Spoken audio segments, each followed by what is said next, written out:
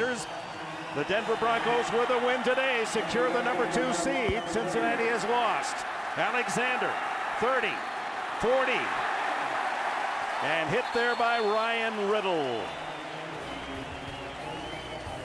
And here comes Jake Plummer. He's 30-11 as the Broncos starting quarterback. Look at that, intercepted only 6 times, lowest in the NFL. Up front center, Tom Nalen leads that quick offensive line that continually opens holes for a 1,000-yard rusher. And speaking of that, Mike Anderson needs 32 yards today to hit the 1,000-yard mark.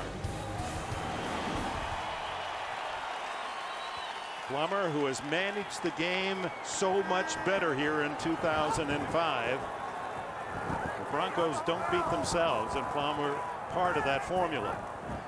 Comes out throwing. Over the middle, complete.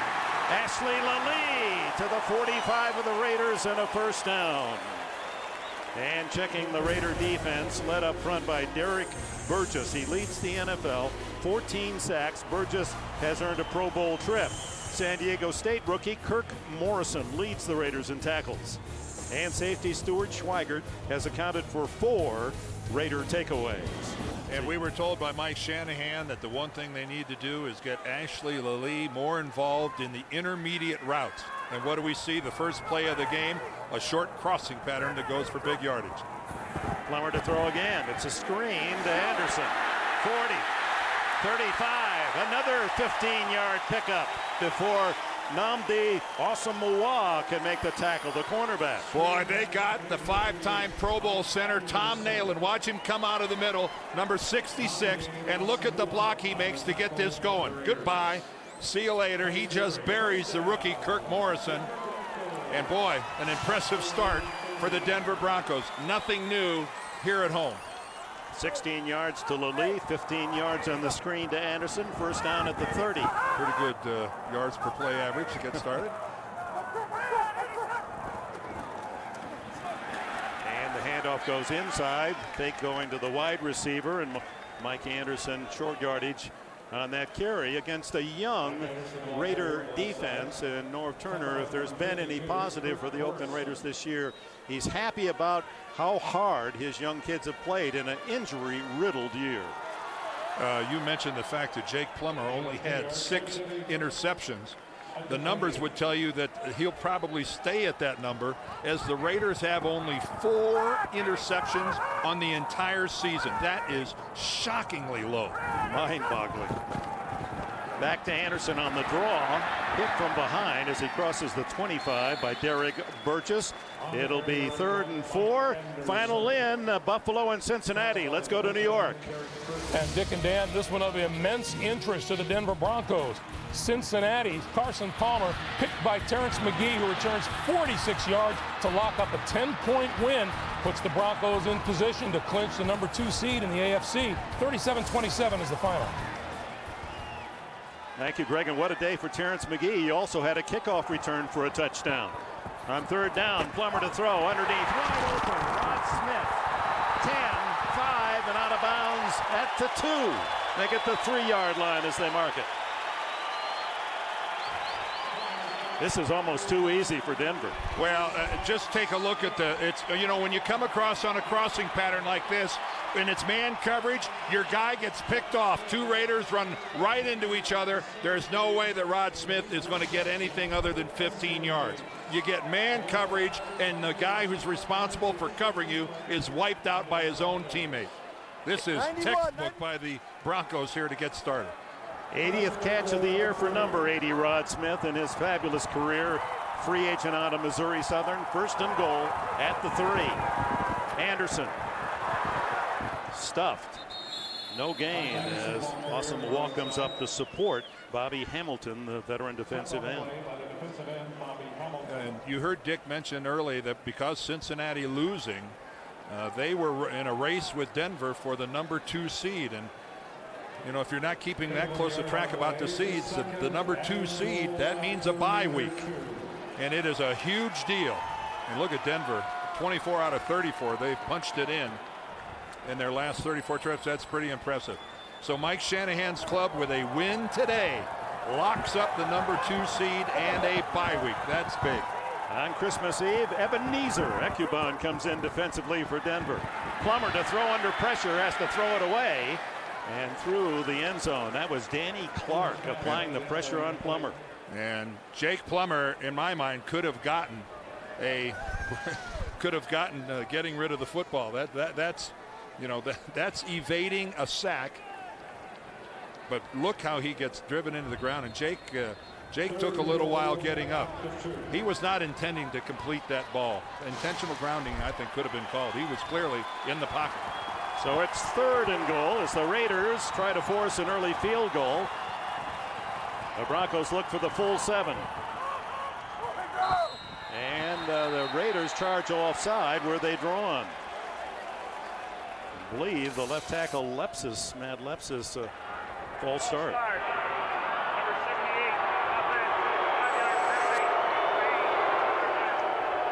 It was the 9-year veteran from Colorado. And an unusual mistake for the Denver offense. They make very few pre-snap penalties. They make very few mistakes. The crowd noise in this stadium works against the opposition. It's pretty quiet. Savvy crowd here when they have the ball. That's unusual. So it's 3rd and goal from the 7. Charlie Adams, he's in the backfield, the wide receiver. In motion now is Adams. Plummer, time to search, scramble, and he's sacked back at the 12-yard line. And who gets him? Ed Jasper, the big defensive tackle from Texas A&M, his 3rd sack of the year. Well, Jake just couldn't find a receiver. What a stand by the Raiders after giving up yardage in huge chunks. But look at the coverage. Everybody is sealed off. Let's follow Steven Alexander as he tries to get open. You look right in front of him. No way can Jake make that throw. So after really getting gouged all the way down to the goal line, the Raiders really bristle and stand. And here's Jason Elam, the 13-year veteran, 29 yards the attempt, and the Broncos score first as Elam in 13 years, every year 100 points. The first in NFL history to score 100 points in a man's first 13 seasons in the league. Well, nothing unusual about Denver getting off to a good start. Take a look at that. That's the first half scoring differential. Now Seattle leads the NFL. What that means is they've scored 115 points more than their opposition. Well, number 2 is Denver at a plus 99. Now there's something to be said for going into halftime with a lead, and as you notice, Boise State and Doug Gabriel, 85, back for the kickoff as Elam with a 3-0 lead has it teed up. No, it's Todd Sauerbrunn who does the kicking off. Does San Diego, Dick, qualify as the best team not in the playoffs? Not that anyone wants that distinction. No, they probably earned that. First time they've actually been beaten all year by more than 4 points. Big win for Kansas City, still has flickering hopes alive. Here comes Chris Carr. And Carr, with flags down, motors to the 28. And not surprising, the yellow thrown on a kick return. And the Raiders are the most penalized team in the NFL once again this year, both in yards and number of penalties. Kerry Collins, it's been a hot and cold year for him. He'll need some big plays today if the Raiders are to upset. Up front, all 5 starters, tipped 300 pounds, 13-year veteran. Ron Stone has been to 3 Super Bowls. With Lamont Jordan out with an injury, turf toe Zach Crockett will get the call at running back. Crockett, nearly 240 pounds, 33-year-old veteran from Florida State, and we all know about his ability to punch in touchdowns in goal line or short yardage situations. He'll have to carry the load today, although he's only had 30 rushes all season. Here's Crockett, bowling his way across the 15 to the 16. Courtney Brown with the tackle, and let's check the defense. Trevor Price shares the sack lead for the Broncos. He has 63 in his outstanding career. The peripatetic linebacker and leader Al Wilson goes to his 4th Pro Bowl. And once again, Champ Bailey has produced Pro Bowl credentials, 8 interceptions, 2 of them for touchdowns.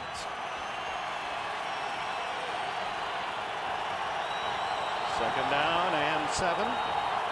Crockett and Foshee behind Collins. Crockett again, big hole. He's across the 20 and tripped up at the 22-yard line by Ian Gold. It'll be just short of a first down. Gold, Mike Shanahan told us when he left a year ago to go to Tampa Bay as a free agent, he said, I couldn't sleep at night. I hated to lose the talent of this young guy. Well, he's back, and Shanahan is smiling.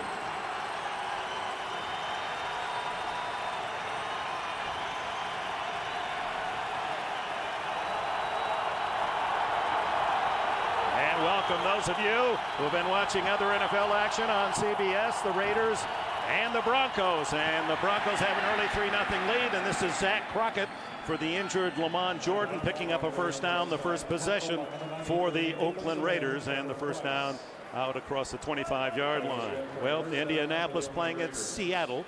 Denver, if they win today, secures the number 2 seed. The Colts have the number 1. Cincinnati lost. They've won the AFC North, but if Denver wins, they move to a lower seed. And Cincinnati's loss, they came in today tied with the same record as Denver. And of course, their losing really makes this a nice little tidy wrap-up for Denver if they win. Well, Crockett and the Raiders would love to upset. Up to the 35 is Crockett, another 7-yard gain. Trevor Price made the tackle. Now, Zach Crockett is a very effective runner, and he is a savvy veteran. But the reality is, with losing Lamont Jordan, the Raiders lose their leading rusher, their leading receiver, their number 1 tight end today, Courtney Anderson, is out of this game, and it is a hobbled and generally not all that effective Randy Moss at wide receiver. Hasn't been effective since the 5th game of the season. Cutting back is Crockett, and he referred to himself as a wily veteran. Not like those young knuckleheads, he said. I'm a wily veteran. Well, Norv Turner had a good line about it. He said Zach is a straight-ahead runner, and he said Denver has kind of a sideways defense. In other words, great speed that flows sideways. And he said it might be a good matchup. They may not be prepared for the power that Zach Crockett is going to bring to the running game. Well, it's been all Crockett on this opening drive that started deep in the Raiders' end. Zeron Flemister, a tight end, shifts out of the backfield. Crockett gets the ball again, and he's able to punch his way out to the 44-yard line. Michael Myers, one of the 4 ex-Cleveland Browns, on the tackle, number 96. Yeah, the lake effect for the Denver Broncos. It's just Courtney Brown, Gerard Warren, Michael Myers, Ebenezer Ekubon, all these guys with Cleveland. And yes, not much balance there in the Oakland offense. They've yet to go to the air. But these guys, Mike Shanahan brought them in as a group, and he said they have worked hard and they have produced. 6 consecutive carries by Crockett. And Kerry Collins, his first throw is to Doug Gabriel, wrapped up immediately. Good coverage by Dominique Foxworth, a rookie from Maryland. The playoffs are, of course, right around the corner. 1 week left in the regular season. NFL experts Pete Briscoe and Clark Judge will bring you right up to date. Just join CBSSportsline.com. What a beautiful sight on a glorious December 24th here in the Mile High City. Temperature 52 degrees at kickoff. 3rd down. 2.5.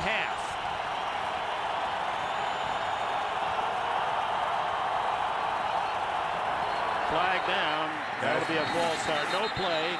Barry Sims pulled off his stance, and that'll negate a first down catch. So much pressure on an offensive tackle. It's twofold. First of all, the pressure is in hearing the quarterback. But secondly, if you're just a nanosecond late in setting up off the line, the defensive end is going to beat you upfield. You can see right there, number 65, Barry Sims got a head start. That's your biggest fear, that you're going to be a half a step slow, and that defensive end will get around you and just erase your quarterback. Yeah, it's walking a razor-sharp edge if you're an offensive tackle on the road. You saw 5 false starts last week. That was at home. Yeah, in Oakland. Yeah, that'll cause a coach to really grow old. Almost intercepted by Ebenezer Ekubon, who leaped high to deflect the ball. You know, on Christmas Eve, good things have to happen to somebody named Ebenezer. I thought he did bad things, Ebenezer. Well, it's just his time of the year. You know, the karma, the biological rhythms, they all got to be going for a guy named Ebenezer. No bah humbug for 91 today for Denver. Denver has allowed only 10 points on their opponent's first possessions of the game, and they're able to stop the Raiders and Zach Crockett. And the penalty did them in. They had the first down on the catch by Randall Williams, and Shane Leckler, who will not go to the Pro Bowl this year unless Brian Moorman decides to back off, kicks that one into the end zone. We have our first timeout. And Merry Christmas, Happy Hanukkah from Denver, Colorado. The Christmas stocking has already been partially filled for the Broncos, hasn't it? Oh, yeah. And the funny thing is, Dick, I don't think they've made an announcement to the crowd here at Invesco Field that Cincinnati has lost. What do you think that is? Well, I guess Mike Shanahan doesn't want his players thinking about it. But, you know, the difference between the second and third seed is so big. The throw underneath, complete to tight end Steven Alexander, his first catch of the game out at around the 25. And to underline that, Dan, again, the second seed, along with Indianapolis Colts, the first seed, they don't have to play that first week of the playoffs. No, you're right. And not only that, but they would be guaranteed a game here. And this stadium now is nearly 5 full seasons old, and there has not yet been a playoff game played here in Denver. Broncos and this team hasn't won a playoff game in a long time. In fact, John Elway was the quarterback in Super Bowl 33. The Broncos season has ended at Indianapolis in the playoffs the last couple of opportunities. And there's another flag as Tatum Bell takes the handoff. And quick whistle, let's see, against whom? False start, number 72, offense, 5-yard penalty. Well, Denver started the game. They got the ball first, and boy, did they have an impressive drive. First play, they throw it across the middle to Ashley Lilly. Then they come back with Rod Smith on a crossing pattern again, and it set up a Jason Elam field goal that gave Denver the 3-0 lead. It was actually a very good goal line stand there by Oakland that forced the Denver field goal. The way they went down the field, that had 7-0 written all over that opening Denver drive. And the Raiders denied it was first and goal at the 3.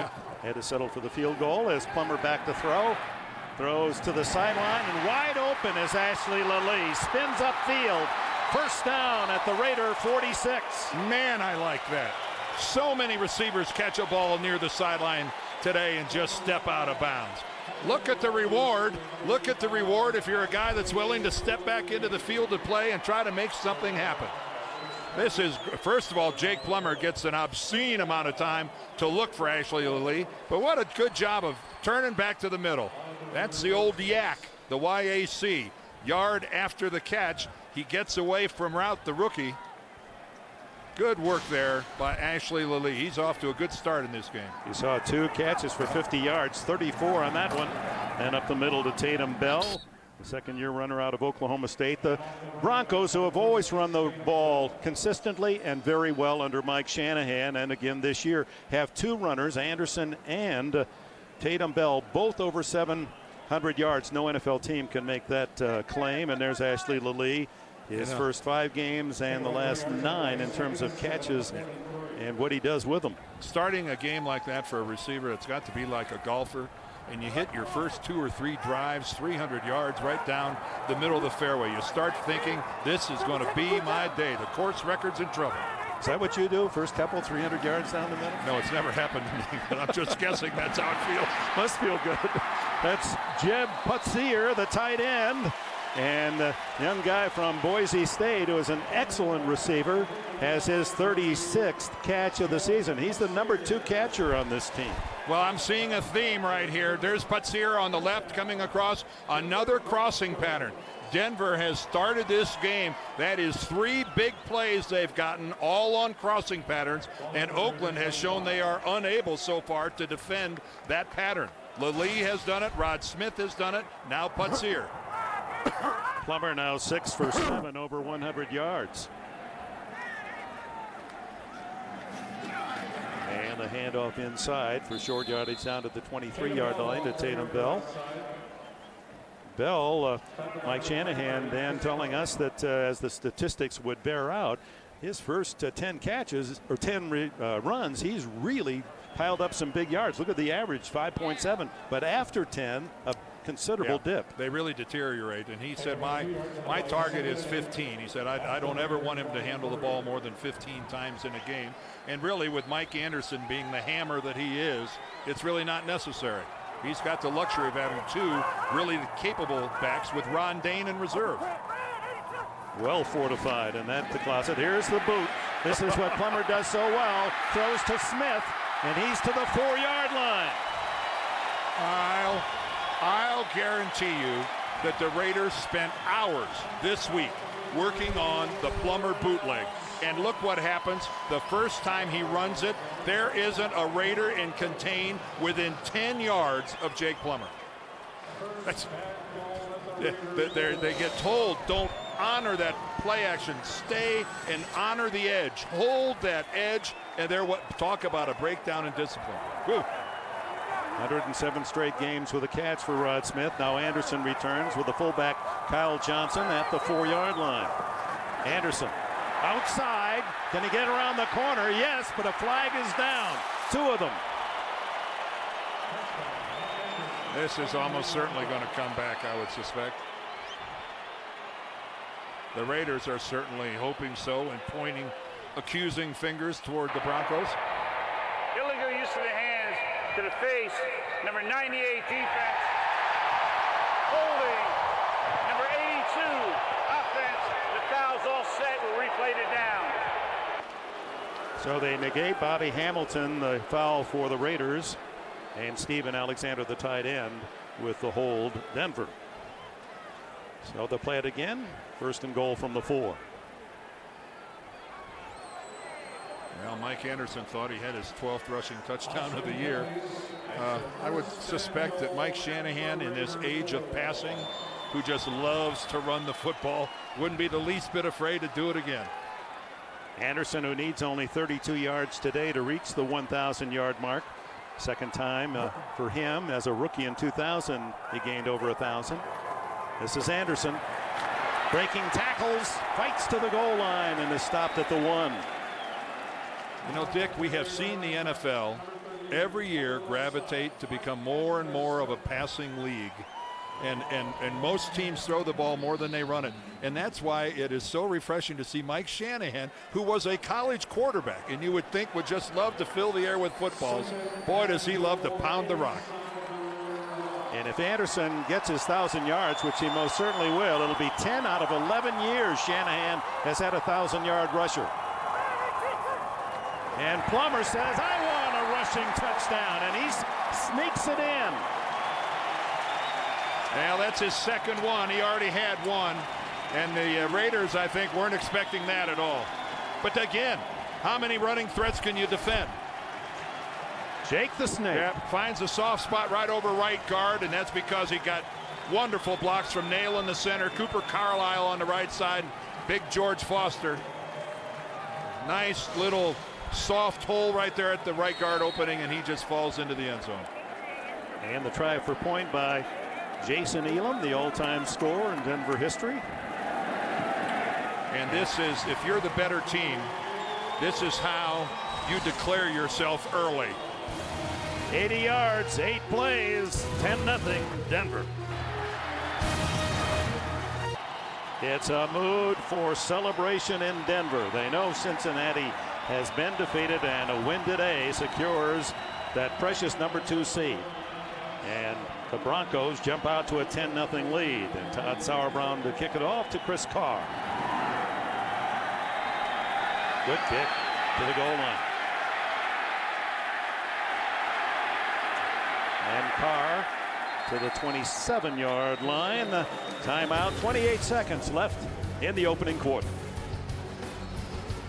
America's #1 network. Stay in this business long enough, you'll see a title you never imagined. Amherst 8 to follow. Kerry Collins, long throw incomplete to Jerry Porter, well shadowed by Dominique Foxworth. Down to Armand Katayan. Well, thank you, Dick. You know, talking about the Oakland Raiders, certainly the biggest question swirling around the organization is the status of second-year coach Norv Turner. In talking to several members of the Raiders organization, it is clear that both Turner and the owner, Al Davis, have been butting heads for quite some time now over a significant number of personnel and other issues. And Dick, it would be the shock of shocks if Turner, who has 1 year left on his contract, returns to the Oakland sidelines next year. Back to you. Yeah, thank you, Armin. Sad but true that one of the real nice guys in this game, he and Tony Dungy, in that same category of wonderful coaches and the leaders of men. If Norv Turner isn't back next year as coach of the Raiders, I think that's a win-win for both. The Raiders don't want Norv, and to tell you the truth, it's time for Norv to move on, because it's clearly not working, and Norv Turner is too good a guy to have to go through what he's going through. And too good a coach. Yes. End of the quarter, 10-0 here in Denver. You saw the throwback helmet by one of the Broncos fans, and of course that's what Denver is hoping for, a throwback to the Elway days and the 2 Super Bowl championships late last century. Kerry Collins and the Raiders as we open the second quarter, 3rd and 9 at their own 28, down early by 10. Good protection.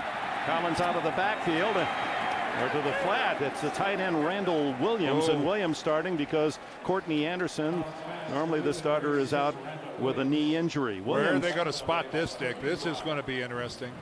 Right at the sticks, and I believe they're going to call time for a measurement. Williams, an interesting sort. He 6'3" and 220 out of New Hampshire, a free agent in 2001. Thought of as a wide receiver when Jacksonville signed him, but as he's grown, the Raiders see him as a tight end with downfield speed. This is really unfair to ask you in the middle of the game, but can you think of any other players from New Hampshire? Yes, they did have another with the Chicago Bears, the cornerback Jerry Azuma. Really? Dick, did you get that from the truck? I got a hint. Oh. But I did know, and I think there's another too. I believe there's a linebacker that's been in the league in the last 10 years. You had me for a second or two. You really, I was so impressed. Come on, I haven't impressed you in 6 years. Sure Come you on. Well, it's short, 4th and inches, and out comes Shane Leckler. Yeah, I thought when he went out of bounds right there, if the marker on that sideline was anywhere close to accurate, that it was short. Charlie Adams with the injury to Darren Williams, and that's a rare injury suffered by a Bronco starter. Checking our boards, it's the same starting lineup offensively and defensively that was on the field way back in early October, whereas the Raiders have lost numerous starters to injury and then 3 more today. Dan Kreider, the Steelers fullback, is also from that powerhouse New Hampshire.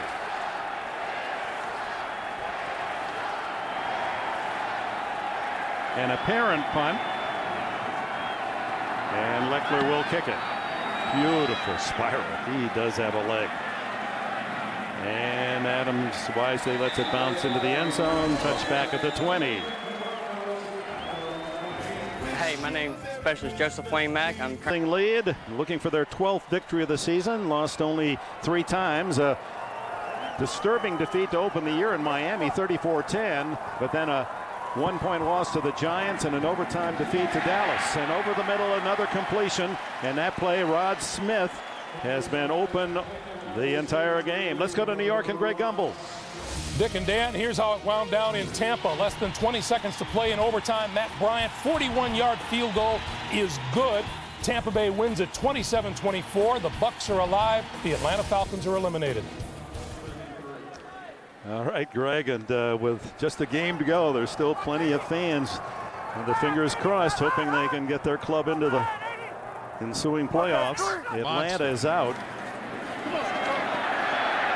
And Mike Anderson vaults his way to a 7-yard run as we remind you Monday Late Show. Dave's got Howard Stern plus a special top 10 with Tom Hanks. Don't miss the Late Show with Dave all this week. He is wound up on CBS, America's #1 network. I don't think there's any pressure on the Raider defense. The Broncos have had 2 drives, 1 touchdown, 1 field goal. The Raider offense scoreless, and here they are. Denver's on the move again.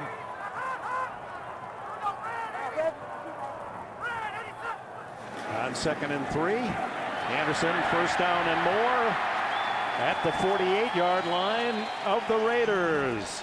Indianapolis is at Seattle. Here's an early update with Greg. All right, Dick, and the Seahawks get a 2-yard touchdown run right here from Sean Alexander. They lead at 7-3 with a win today. Seahawks clinch home field throughout the NFC playoffs. Yeah, the Seahawks tucked away in the great Northwest, 12-2, and Sean Alexander continues to score touchdowns and will get considerable attention for that MVP of the Year award. How wide open can you get? Ashley Lally to the 30-yard line. You know, Dick, one thing about this execution by the Denver offense, you got to wonder, is the glass half full or half empty? Ashley Lally, this is just too easy. There's nothing complicated about that pattern. He just comes in, folds right in behind the slot receiver that goes deep. And Jake Plummer, this is like 7-on-7 on Wednesday or Thursday practice. As you see, Plummer has missed only one throw, 9 for 10 and 158 yards. And Lally has 68 of those yards on 3 catches. You saw that graphic. The Denver receivers are making something happen after they catch him. Tatum Bell tiptoeing through a small hole and gains just a yard or 2. That's a moral victory for the Raider defense. Well, clearly the Denver Broncos are playing like a team so far. We got a lot of football left to go. But if you're going to make an early assessment about what we've seen so far, the Broncos are playing like a team that has something to play for, and the Raiders are playing like they don't. They're kind of playing to form right now. It's Rob Ryan, the defensive coordinator. These coaches work long hours to try to get guys ready, but ultimately the emotions tell so much. Incomplete to Rod Smith, well covered by Ronaldo Hill. Well, in defense of the Raiders, while the Broncos have lost very few important players to injury, look at the men on injured reserve, starters on defense: Sapp, Gibson, Langston, Walker, and Ronald Curry on offense. Then Charles Woodson should have been. He had a broken leg on injured reserve. They never, for some reason, put him on IR. Jake Grove, a starting center, out today. Lamont Jordan, top receiver and runner, out today. Courtney Anderson, starting tight end, out today. And Randy Moss on the bottom. Really, when you talk to the coaches and players, he has not been 100% since the second game of the season. Tough to play when a lot of your good men aren't there. There's a deflection and the interception by Schweigert. Stuart Schweigert has his second of the season on the deflection. Boy, we just were talking to Stuart last night about the fact that the Raiders only had 4 interceptions, and he said it's downright embarrassing. Well, Stuart was in the right place after the carom off of Rod Smith. Stuart Schweigert, the deflection, Smith, and he dives. Does he have control? It's tough with his back twist to tell. It wasn't a clean catch, but it's not challenged by Mike Shanahan. Kerry Collins with a noise. Fires incomplete. Intended for Randy Moss. Well, Stuart Schweigert, the second-year safety out of Purdue. Again, this ball comes in, and boy, does he go down and dig it out off of the hands of Rod Smith. You know, you look at it right there, it goes through his arms to his body, but every time we look at it, you can't see the football, and I think it was wise of the Broncos not to challenge it. I don't think the referee, Tom White, could have seen anything that would have overturned the interception call on the field. On 2nd and 10, Collins deep out, Moss first down. His initial catch of the game at the 25-yard line. First down, Raiders. Back to an update. New York. All right, Dick, at Seattle, Matt Hasselbeck, watch him pump fake to the right, come back to the left. 15 yards, Jeremy Stevens. 14-3 is the Seahawk lead over Indianapolis early in the second quarter. Thank you, Greg. And, of course, the Indianapolis Colts playing with such a heavy heart. Tony Dungy not with the team with the death of his 18-year-old son, and many of the starters being rested for the Colts in that game at Seattle. Zach Crockett, who had an eye-opening start in this game as they carried 6 consecutive times for a couple 3 first downs, and now they go back to Crockett, short yardage on first down.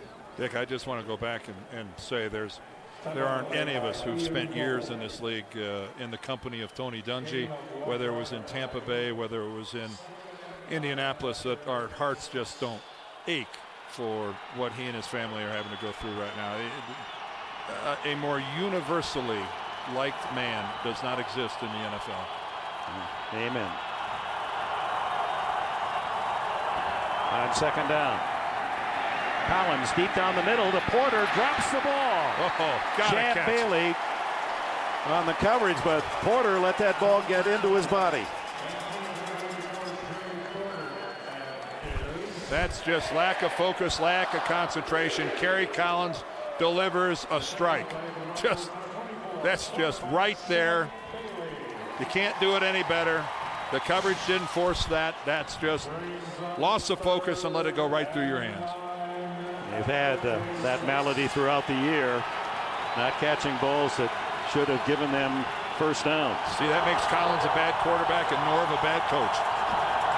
Unfortunately, that's how it's often interpreted. Collins throwing deep, complete this time to Doug Gabriel, and Gabriel ducks out of bounds with his 28th catch of the season, and that'll be enough for a first down, but a flag is down. And it's coming back.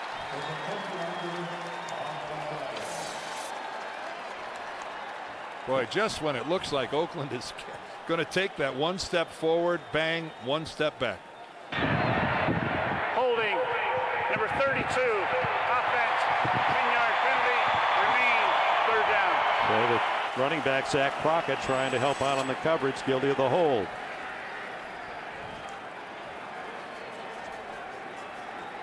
Let's see if we can catch Zach. There he is, number 32. He's coming in.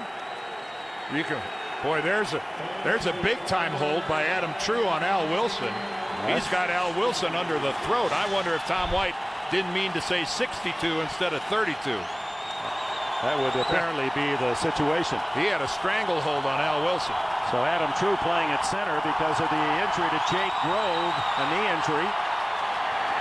Throws incomplete to Collins. There was no one there. Doug Gabriel was headed upfield. Now this crowd of 76,000 at Invesco Field in Denver, they are a happy bunch. Cincinnati has lost, and the Broncos have a 10-0 early lead. And again, Oakland had something going on that drive. They were completing some passes. Their receivers were finding some room. And what do you get? You get a dropped pass that would have been a big play, and then a holding call brings back a completion. It's the kind of things that happen to teams that struggle to win. Charlie Adams deep as Leckler drives one high. And the third-year man from Hofstra at the 30-yard line takes it back 9 to the 39. Here in Denver, 9 minutes left. Opening half. Everyone has a holiday with That Kennedy Center show, that's on Tuesday, right? That's one of the top 5 every year. On the run, throw is complete to Tatum Bell for short yardage and a punishing hit from Danny Clark. Danny Clark says your forward progress stops here. Clark, who is number 2 in tackles this season with 98 behind the rookie Kirk Morrison, his fellow linebacker. And Clark hurt himself on that. I don't know if he got a stinger or what, but he's certainly a little stunned after that hit, and it looks like his right arm, you could see the trainer holding on to it. A lot of times that's just that classic stinger, baby. You can feel that thing under your fingernails. 51 Tim Johnson replaces him. Here's the reverse to Ashley Lally, and the long-legged receiver from the University of Hawaii finally bumped out of bounds by Awesome Wong. And not until, though, he got across, he found the marker on the sidelines, and he made sure that he got a yard beyond it before he went out of bounds. Good ball movement there and good faking by Jake the Snake. And again, a little bit of a stiff arm by Lally.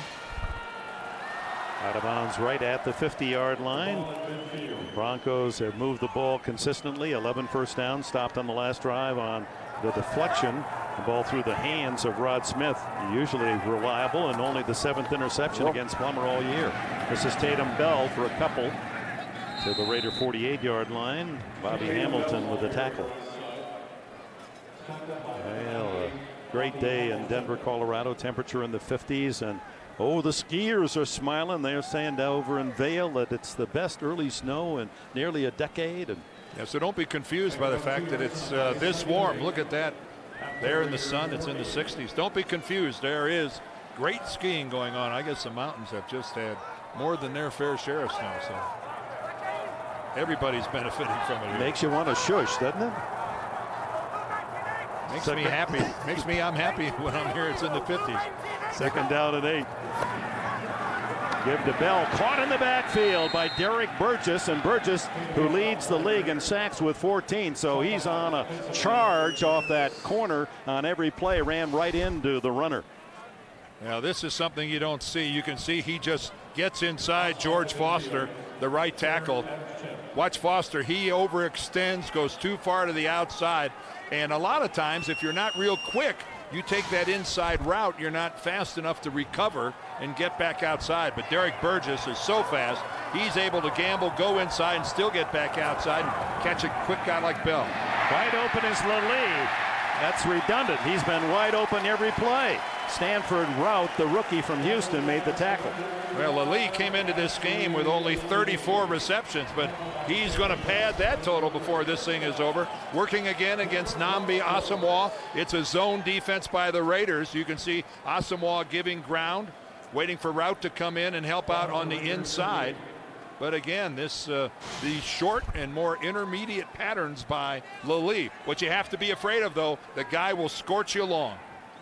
First down at the 38 on his 4th catch. Lilly has 80 yards receiving. Now Tatum Bell down to the 32-yard line. Ed Jasper makes the tackle. He's running all these shorter patterns, Dick, and you know it's inevitable. Jake's going to air it out towards Ashley Lilly, one of the best long ball receivers in the game of football. Well, Bell, as you can see on the Stacks track, then held in check, only 13 yards on 6 carries.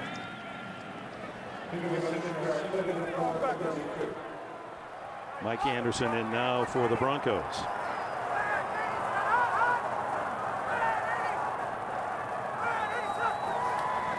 He gets it on the delay. Anderson's right at the 1,000-yard mark with that run. He's to the 29-yard line. Danny Clark with the stop.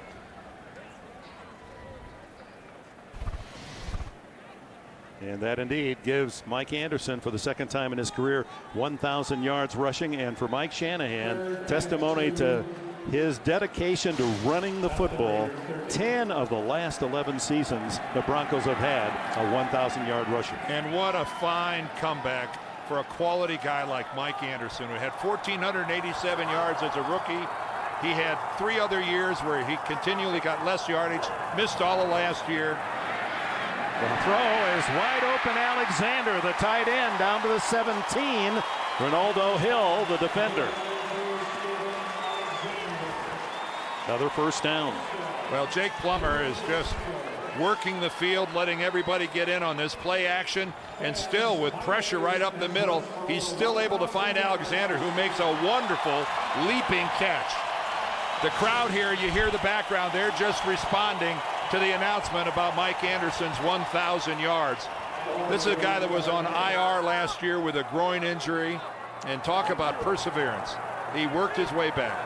A man who didn't play high school football, 4 years in the Marines, that's when he started to play, trying to fight his way down to the 16-yard line. Armin, what do you have for us? Well, just to follow up, guys, Dan, as you said, he tore those 2 muscles right off his groin, and he told us he kind of went into a funk. He didn't want to talk to anybody for a few weeks, but being that former Marine, he knew when you get knocked down, you have to get up, keep fighting. He said he spent 7 to 8 hours a day in rehab and weights for months before he got healthy.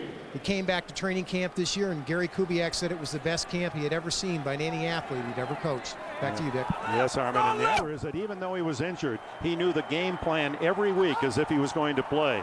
Wouldn't allow himself to get his head out of the game. On second down, Plummer, the quick hitter over the middle, complete.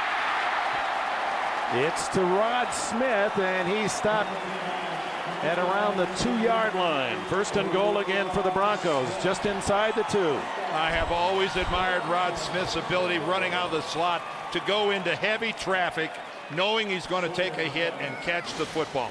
Right there, Kirk Morrison, the rookie linebacker, was a little late getting over there. And Rod Smith, 4 receptions for 67 yards, but a lot of his yards come across the middle. The guy's got a case of the toughs.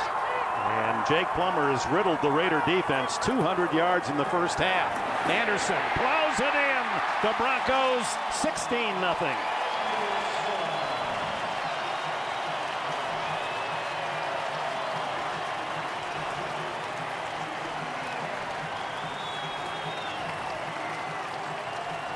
Well, a very methodical and a very well executed drive by the Denver Broncos. Running the ball, but mainly Jake Plummer finding open receivers and throwing quality passes their direction. 61 yards, Dan, in 11 plays. Systematic, methodical offense engineered by Plummer. Jason Elam, they bobbled the snap. He's trying to, that's Jake Plummer, who's the holder, who tried to scamper after it, hoping he could make a play, but it remains 16-0. Again, nothing but power football running in behind his fullback, Kyle Johnson. Mike Anderson rings the bell one more time. In the Christmas spirit, that extra point, sometimes you get presents you like and expect, and sometimes you get some that really are a surprise. We'll show you in a moment. No, nothing surprising about the Broncos' ability to move the football every possession, 50 yards or more. Todd Sauerbrunn to kick it off. Chris Carr deep. It goes short this time, and it's Flemister, the tight end, taking it to the 33. Here's the surprise present to Jake Plummer. Well, Jake Plummer's carrying on a conversation with Jason Elam and gets hit right in the face mask with the football. Oops. My. Everyone on 2.5 Men, Mondays on CBS. From the 32, Kerry Collins to the sideline, and Cherry Porter this time pushed out of bounds at the 36 by John Lynch. Lynch on his way to another Pro Bowl, named for the 7th time as one of the top defenders in the National Football League. And John Lynch, who's had a really tough week as well, because John played for Tony Dungy in Tampa Bay and was awakened at 5 in the morning from a phone call from the wife of Mike Alstott, and he suffers maybe more than a lot of people because of how well he knows the Dungy family.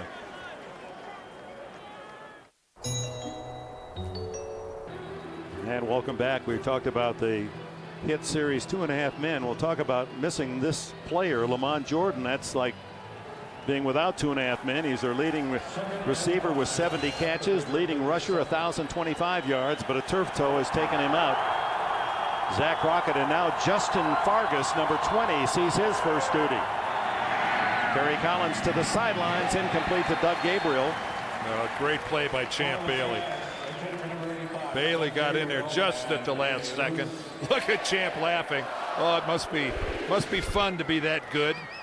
Just got voted to his 6th Pro Bowl. Look at his burst. Look at his break on the ball, and gets his hand over there and disturbs Gabriel enough. But again, look at that throw from Kerry Collins. Right on the hands. Again, Kerry Collins is throwing the ball beautifully so far. They just don't have anything to show for it. Fargas stays in the backfield. That's Porter in motion. And the throw to Porter. Catches this one at the 43, hit immediately by Bailey, who has 8 interceptions this year. Champ Bailey, a couple for touchdowns. And that ought to move the sticks. Boy, and if the Raiders could ask Santa for something, it would be at least a field goal here before the end of the first half. Let us get on the board. Minute 32 seconds left in the half. Underneath, incomplete to Fargas. Thrown a little low, but once again, a ball that is often caught. Fargas, seeing so little duty on the season, has only 2 carries for 4 yards. They like his burst. He has 4.39 speed, and they're hoping that maybe he can find a hole and take one for a long romp.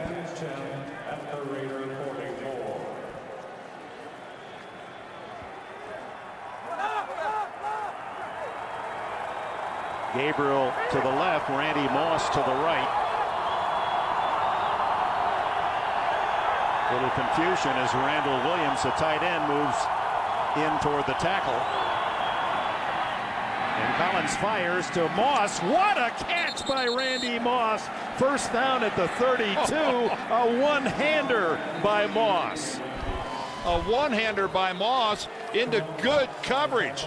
I mean, take a look, Jerome Cox, he's right there. But again, look at Kerry Collins and the way this guy is throwing the football.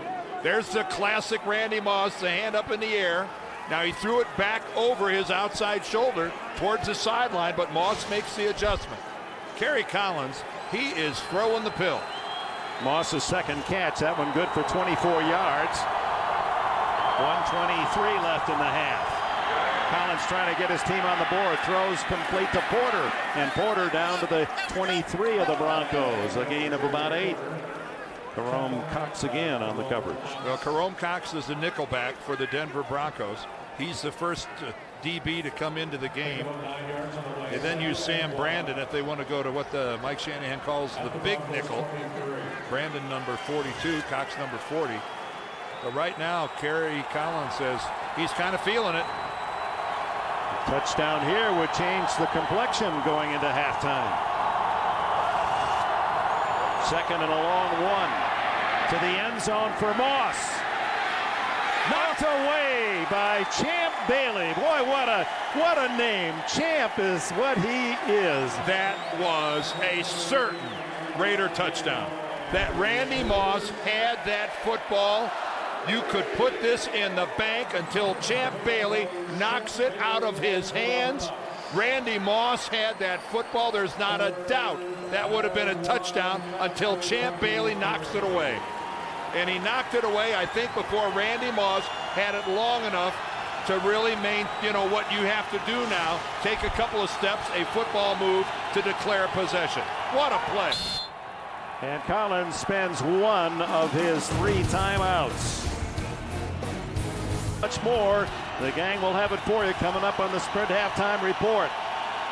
3rd and 1. Crockett back in. Plenty of time to run the football and pick up your first down if that's what they want. A fake to Crockett, and the throw is to the fullback Fashi, who takes it out of bounds. It appeared that the Broncos were offside.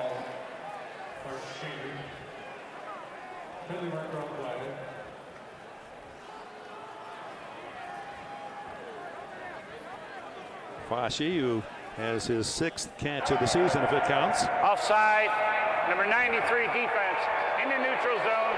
The penalty will be declined. Take the result of the play. First down. And it's a first down at the 12-yard line.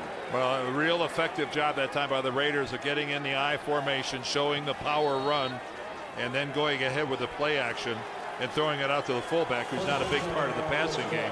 Just his 6th catch of the year. 68 seconds left in the half.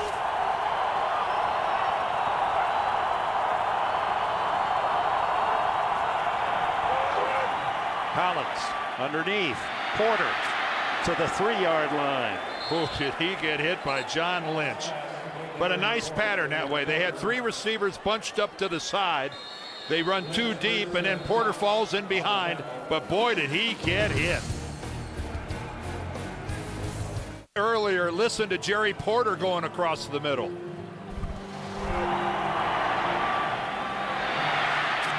Oh, that's a big hit from John Lynch.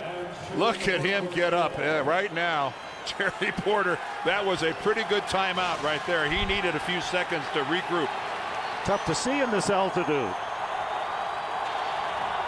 2nd and short at the 4-yard line. The fade. Caught and then dropped.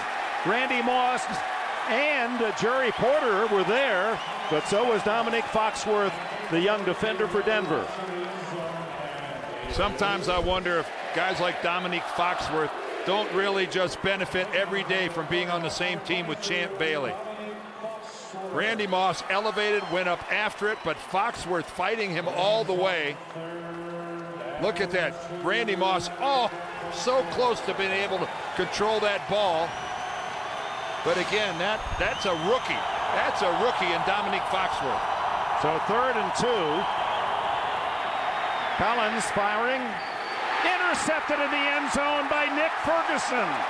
Here's the safety who had only 1 interception in his career, has 5 this year for the Broncos. And how hard is it to be a quarterback? He's rolled out right into the Denver blitz.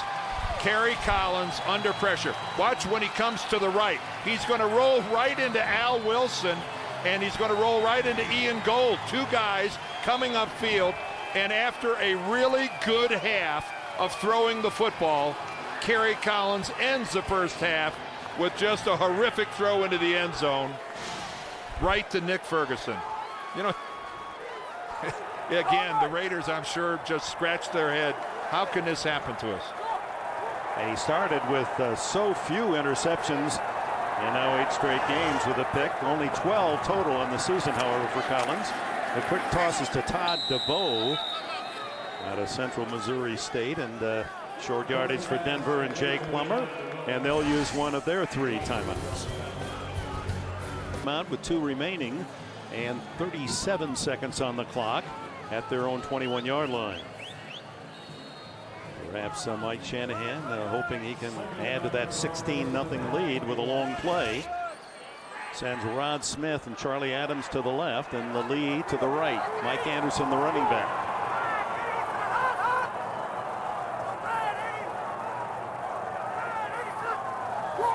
Anderson breaks out of a tackle and has a first down at the 32-yard line. Stanford Rout, the 2nd-round draft pick, makes the tackle. Another Denver timeout.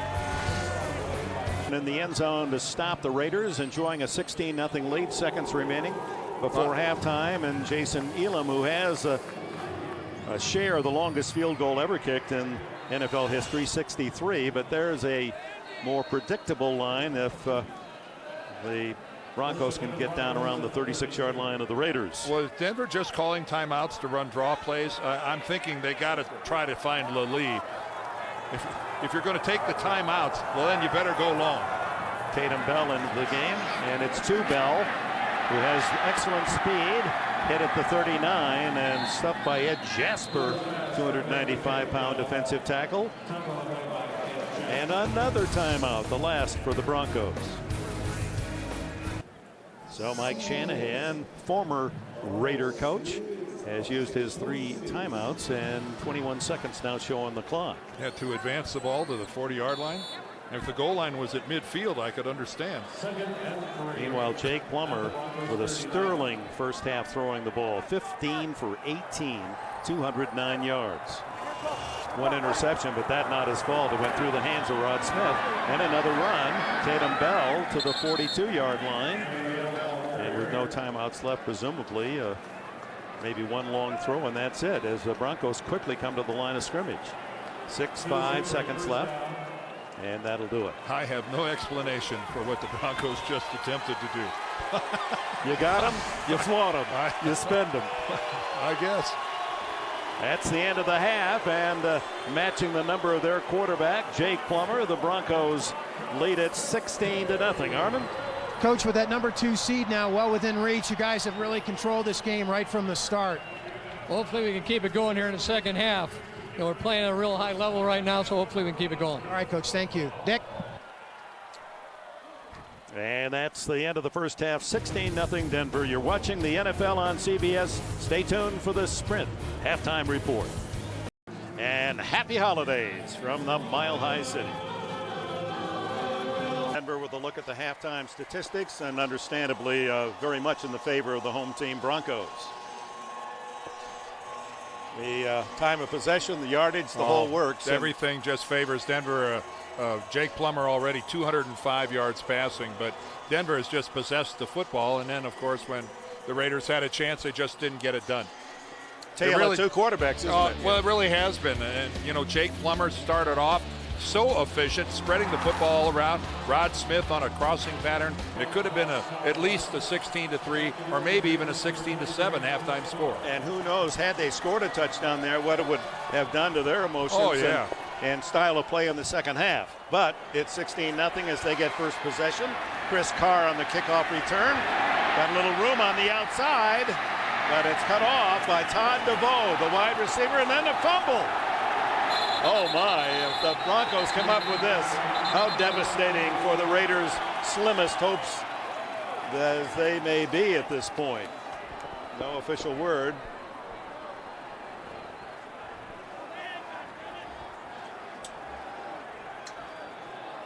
And players are coached to point in your favor. Let's see if they're right. The Broncos. Yes, sir. Tom White says Denver gets it right off the bat. Poor Joe Avazano, the special teams coach of the Raiders. All right, let's take a look at it here. Whoa, the ball way out. Not even close to being down. And again, a mad scramble for it. You can see right there at the very end, Fasci has it between his knees. Fasci, the fullback, number 49, he doesn't even know the ball is out. He's faced the other direction, but he feels it between his knees. See him kind of react back, put his head down there to try to figure out how can I get it, but there were just too many Broncos. Credit Todd DeVoe for stripping the ball, and Cecil Sapp recovering at the 27-yard line of the Oakland Raiders. Well, the pride of this Raider team, committed to excellence should they lose today, and there's an offside by Big Ted Washington unless thrown offside. If the Raiders lose, it will mean they will not win one game in the AFC West. They'd go 0-6. That has not happened since Al Davis took over in 1963. So it would be a new low for this Raider franchise. Encroachment, number 92, defense, 5-yard penalty, remains. Armin? First down. Well, that is exactly what Norv Turner said he didn't want to see. He said we have to start this second half with some sort of drive to get some momentum. That fumble just killed it. As for Mike Shanahan, I did ask him, I said, if you get up real big, would we see Brad Van Pelt, your second quarterback? He said yes, but he said it has to be really big. There's just too much at stake for this game with home field advantage. Dick, back to you. All right, Armin. Of course, that bye the first week and home field for the second week if they should win today, with Cincinnati having lost to Buffalo.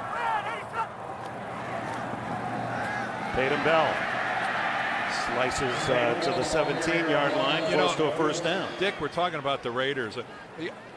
2002 doesn't seem like that long ago, does it? It sure does. The Raiders were in the Super Bowl after the 2002 season, and since then they are 13-33. How do you fall off the edge of a cliff that severely from being a Super Bowl participant, the AFC champions, and now on the verge of going 13-34 since the biggest of games? Well, east side of the Bay, pretty tough to digest those numbers.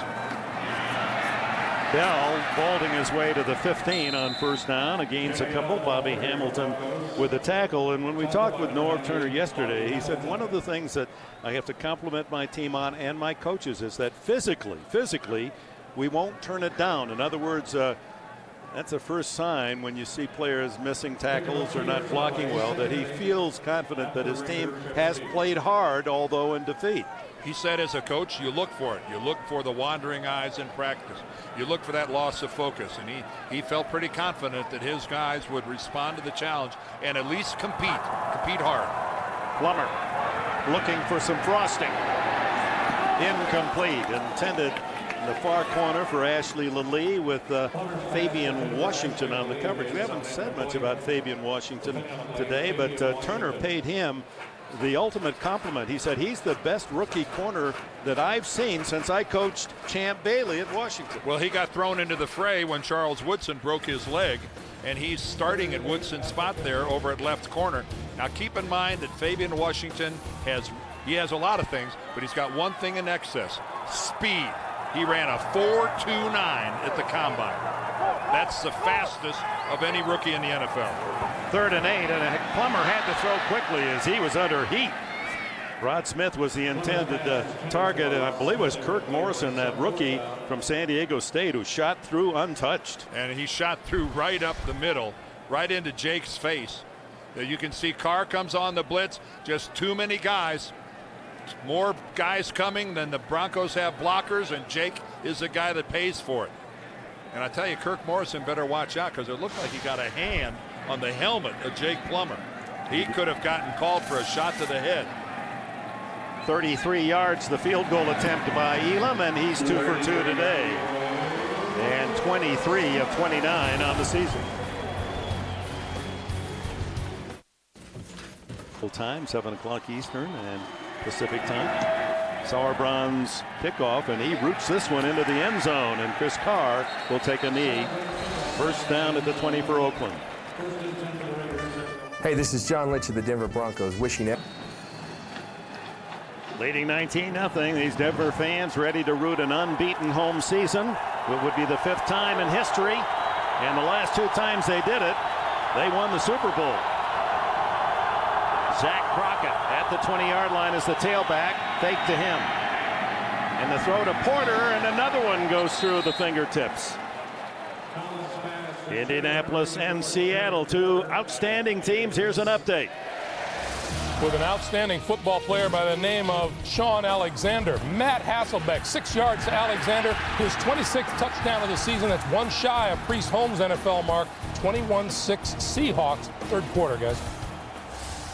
Yeah, thank you, Greg. And in that game, Peyton Manning started but played only a couple of series. Jim Sorgi is the quarterback for the Colts, who have rested a lot of their starters for this game. Marvin Harrison didn't make the trip, in fact. Crockett bowls his way to the 23. It'll be 3rd and long. Let's go back to the first down play, the pass to Jerry Porter on the sideline. Again, look at this throw from Kerry Collins. Where does it land?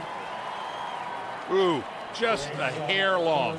Initially, I thought that hit Jerry Porter right on the hands. It was just a couple inches too far, right off his fingertips. Yeah, from way up here, we thought up on the rooftop, it looked as if he should have caught that. A little Christmas segue there. I don't know if you noticed that. No, I heard it. Up on the rooftop. 3rd and 7. Off balance, a throw. Here comes Bailey. Can't intercept it. No, that's Champ. You had it, but when he hit the ground, it came out. Al Wilson, meanwhile, was in There's a flag prematurely. He might have been offside. There's a flag right at the line of scrimmage. And Kerry Collins acting like he knew that ahead of time, so why not go ahead and just launch it up there? Al Wilson, who will go to the Pro Bowl for the 4th time. Offside. Number 93. Defense in the neutral zone. 5-yard penalty. Remains 3rd down. Well, Tom White calls the number of number 93, Trevor Price. You can see Al Wilson certainly got a head start going in there. I think Tom White had multiple options, and that explains why Kerry Collins threw a football up there that looked more like a punt. But in the NFL, Champ Bailey, even with that tremendous grab, has to hold on to it after he hits the ground. 3rd down, the throw almost intercepted by Nick Ferguson. And Ferguson, with all his years, 6th year in the league, first 5 years, 1 interception, and suddenly the guy they call Trainwreck because of his hard hitting back as a player in NFL Europe has 5 picks. It's fun to be a defensive back when you're up 19-0 because you start sitting on routes. You just start squatting on patterns, and that's what Nick Ferguson did right there. They suspected Oakland going to throw a short pattern just trying to move the chains. They were all over it. So on 3rd and 2, the Raiders unable to pick up the first down, and Shane Leckler drives it deep to Charlie Adams inside the 15. Did he outkick his coverage? Apparently so, and a fine return by Adams to the 45-yard line.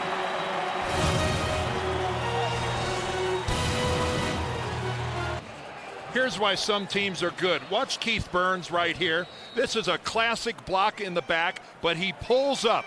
He stops. He doesn't touch Ryan Riddle. And what do you get? You get a 32-yard return, what would have been a yellow flag. Mike Anderson in the flat, breaks another tackle, and then knocked out of bounds at the 50-yard line. It'll be 2nd and 5.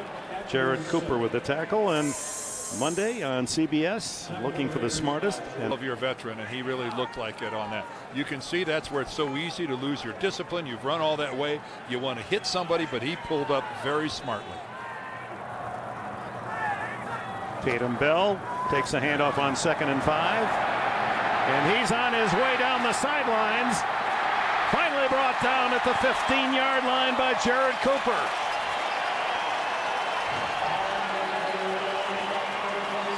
What did the Raiders tell us? We can't let Tatum Bell have the edge. We can't let him get outside. So what's he do? He ducks inside the first contain and then beats the edge. Yes, the initial contain was there, but Bell ran it upfield for a yard or two and then broke for the sidelines. Boy, he is a wonderful change of pace back for these Broncos. 10th time with a long run. This one good for 35 yards. First down at the 15. Broncos trying to put it away on this drive, leading 19-0, and it's Bell toppled after a couple up the middle. Big Ted Washington, who can handle that middle of the defensive line. And there's Mike Anderson over on the Denver bench. Bell's in there, and you can see he's looking like he's a little tender on his left leg. Here at the very end of the play, you can see he got his left ankle. Yep, his left ankle kind of got caught in there underneath Jared Cooper at a pretty awkward angle.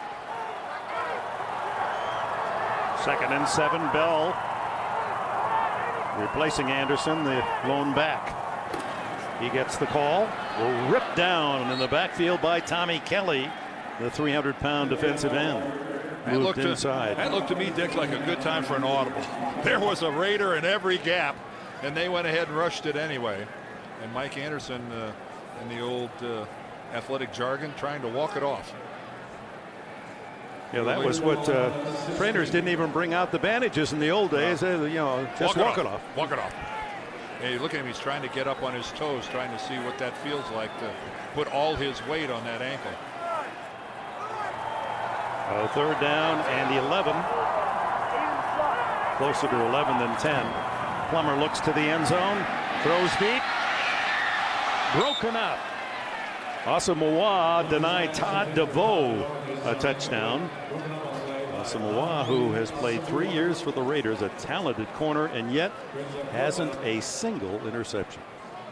And looks like Jason Elam's going to get in on the action again. You know, the nice thing about being up 19-0 and being the Broncos and where they are, they don't have to rush Mike Anderson back into this ball game. They can take their time to find out. Elam looking for the hat trick. His 3rd field goal attempt from 34 yards. And it is pure. 22-0. The Broncos on their way to the number 2 seed. And welcome back to Kenberg, Dan Deerdorf, Harmon Katan here at Mile High Invesco Field, along with Bob Fishman, our director, and Mark Wolf, our producer. We send you all from CBS Sports our very best wishes for the holiday season. 22-0 Denver. They're having fun here, and here comes Chris Carr with a kick return. Has a crease and drives it out to the 34, where Cecil Sapp makes the tackle. Harmon? Well, the report on Mike Anderson is, Dick, that it's a twisted left ankle. It was just taped, and his return is up in the air, especially with the Broncos up 22-0. Back to you. All right, thanks, Harmon. 9 minutes and 12 seconds left in the 3rd. And I watched a trainer tape that, and he has the equivalent of a cast on that ankle. There's about 7 layers of tape. You could see how much bigger it was at his other ankle. He can't move that thing at all.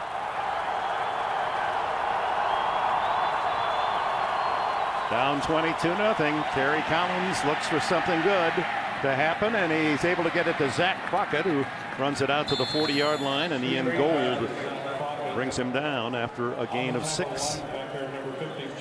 Boy, Dick, you talked in the first half about getting Ian Gold back in the flock here in Denver, that 1 year in Tampa Bay. And you know, I talked to Mike Shanahan about it, letting him get away, and he said, well, a lot of people forget that he had an ACL injury back in 2003, and that was a big part of our decision. Crockett hitting the backfield. He doesn't take many carries for a loss. Guess but what? Ian Gold was in there. Gold, who played at the University of Michigan. And look at this. He's crashing it. Look at him get across the face of Robert Gallery. Boy, and that's just speed and instinct. That's what that is right there. Not big, 6 feet, 220. actually quite small for an outside. You know what? Another mission. He's Cato June. Exactly. Built the same way. He was Cato June before Cato June. June going to the Pro Bowl. There's the long pass, and wide open is Williams, and he drops the ball. Incomplete. Williams had 2 steps on the defense up the middle and couldn't hang on. Well, sometimes, you know, when you're not the biggest guy, you got to go into that pit. Here comes Ian Gold up the middle, and he just gets smoked by Adam True. Now downfield, again, another pass from Kerry Collins right on the hands of a receiver, and this time Williams isn't able to hold it. When this game is over, and I don't want to be a Kerry Collins apologist, but the numbers are going to be a little deceiving as far as the quality of a lot of his throws. What his receivers have done to him is disheartening, even despicable at times. Charlie Adams lets it go, and another touchback, 3rd of the game by Shane Leckler. That doesn't make him any happier. Or when you don't have the ball, the Broncos using that formula, playing keep away, and Kerry Collins and the Raiders shut out thus far, 22-0. Tatum Bell remains as the running back, and Plummer comes out throwing off play action. Scrambling and gaining 9 yards before Chris Carr, now playing on defense, can make the tackle. Well, Kerry Collins, we were talking about the fact that he's been throwing some good balls. He has been hitting a lot of his receivers on the hands. That was a great play by Champ Bailey. Jerry Porter right here, we might have pulled up just a little bit. But again, Kerry Collins' passing numbers, his yardage and everything should be a whole lot better than they are. He has not been getting a lot of help from his friends. Look at that rating, 37.6, below 50% completion percentage. He deserves better than that. Yeah, he did make the big mistake at the end of the first half, but overall it hasn't been that bad. Unofficially 6 drops by the Raider receivers. Timeout called by the Broncos. When he went back to the huddle, I think he needed a few seconds to kind of like reconnoiter. I agree. Yeah, he was wincing as he came to Shanahan on the sidelines, and here he is tackled from behind, and the sack by Burgess, and that gives him 15 for the year, only 1/2 sack behind the all-time Raider high. Sean Smith had 15.5. Well, this is not a coverage sack. This is just Derek Burgess getting around the corner on Foster, and that is just a good classic upfield around the edge pass rush, and you can see that's updated, including that sack. And as Dick said, he's just a 1/2 sack behind Sean Jones and what he did back in '86. Long and Townsend and Smith, the others on that all-time list. Plummer throws over the middle, and it's caught. Rod Smith out to midfield, 47-yard line. 35 years old. Rod Smith going to another Pro Bowl, his 3rd one. There he is at the top of your screen, and look at the release he gets to the inside against Fabian Washington. Washington thought he was going to get physical with Rod Smith. Smith pushed him out of the way. Again, it's inside that 5-yard zone, and again goes for the tough yards and takes the hit. He is the undisputed leader of this offensive football team. Al Wilson would be his counterpart on defense. Closing in on 800 catches in his career. Free agent. Breaking away is Charlie Adams, and finally dropped. Plummer trying to shield some of the Raiders away. Jared Cooper finally with the tackle. You know, Rod Smith, and it's so true of the many free agents, and every team has one, and some of them become superstars. The fact that they play their entire career as if nobody wanted them. And Smith, even at his age, practices and plays in that manner. There is sometimes, Dick, no motivator quite like a chip on your shoulder. And Rod Smith, but what talking to him years ago, he talked about John Elway's work ethic, being in the weight room every day. And Rod Smith, he's a 100% participant in every offseason program. He's just a great teammate. Talk about a leader. 2nd and 17. And a short gain for Tatum Bell, and we go down to Armin Katayan. Well, you talk about Rod Smith. You go back to 1994. There were 222 players in that draft and 29 wide receivers that were taken. Rod Smith, not one of them. Undrafted free agent out of Missouri Southern, a Division II school. 12th year, now ranks #1 all-time receptions among undrafted wide receivers. Dick, back to you. Yeah, he was as a kid, grew up a Steelers fan. Lynn Swann was his favorite. Went to a small school, Division III, Missouri Southern. Found a way, and inspiration to every young kid watching, and an inspiration to these big men who play. Offside Raiders, that play will go, and it's another catch, this time Lally, and between Smith and Lally, they're having a field day. Lally with 5 catches is over 100 yards. Smith with 5 catches, 9 yards from 100. Well, this is a completion because the ball's coming in, and it's not exactly where Jake intended it to be. Number 93, defense is in the neutral zone to snap. Penalties decline. But the route by Ashley Lally gets him so wide open. All right, now there you see, there's the offsides. Tommy Kelly into the neutral zone. But Lally is so wide open working against Fabian Washington, who falls down, that even though it isn't a good pass, it's a superb catch by Lally going back to the inside to get it. But there was no coverage because the rookie fell. 10+ yards, 16 plays for Denver. Only 3 long plays for the Raiders, 10 yards or more. Inside handoff to Bell. Interesting here that we haven't seen Ron Dane. He is active. And he didn't, he's only got 32 carries on the year. And Mike Shanahan, he had the 3-headed monster going for a while, and now he says, I'm just very comfortable with it being Mike Anderson and Tatum Bell. I'm comfortable with just these 2 guys. But look at that average, folks. 5.8 yards per rush. Hey, he won the game in Dallas. Done. Yeah, that Dallas game, he won it for the Broncos. Incomplete. This time knocked away from Smith by Asamoah. I don't know if Rod Smith thought he should have caught that. Well, of course, Rod Smith thinks he should have caught everything. I'll get him out of there.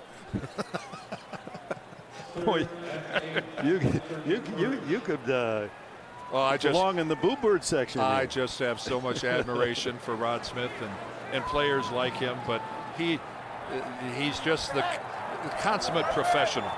Now listen to this stat. 3rd and 8. Denver's 0-16 this year.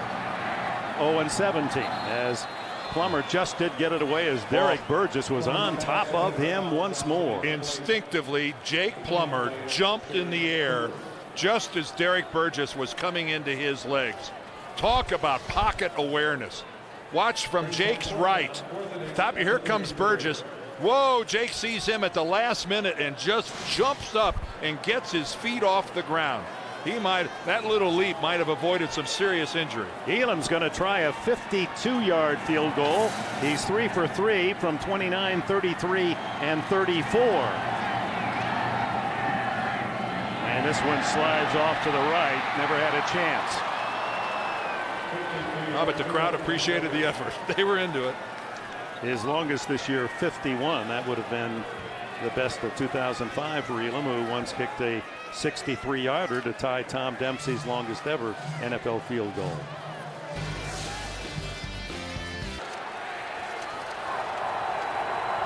Raiders take over at the 41-yard line on the missed field goal. And Collins goes long to the sideline, incomplete again. Dropped by Jerry Porter. Somebody check his hands. Well, Dominic Foxworth in there with good coverage. I'll give him credit for that. Let's take a look at it again. Kerry Collins throws a rope to the sideline. Now, it was good coverage by Foxworth, but it's just a dropped pass by Jerry Porter. Foxworth was there. What a perfect throw from Kerry Collins. He's letting the ball come into his body, not catching with his hands. No. So it's you can be betrayed by the statistics, or in Collins' case, betrayed by his receivers today. Good protection.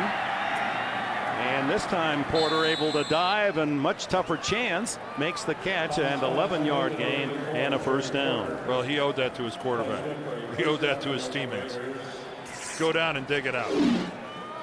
Porter with 66 catches on the season. As you see, Denver has won 9 straight home games, and just like Kansas City, who now has won 18 in a row in December at home, so have the Broncos in regular season in December and January been tough to beat. here at Mile High at Vesco Field. In fact, they win today. They'll be 12-0 in December and January regular season. Going down and catching that ball. Let's play along. Let's see what it looks like. Shanahan, he's got it there. He's got it there. Ooh, it looks, you could see his hand came off the ball. Jerry Porter was skidding along with the football underneath him, and it looked to me like his left hand was off the ball. Enough to overturn. Let's see this angle. He's got to the ball can touch the ground, but you're breaking into a sprint. After reviewing the play, the receiver in the process of going to the ground, the ball hits the ground, becomes loose.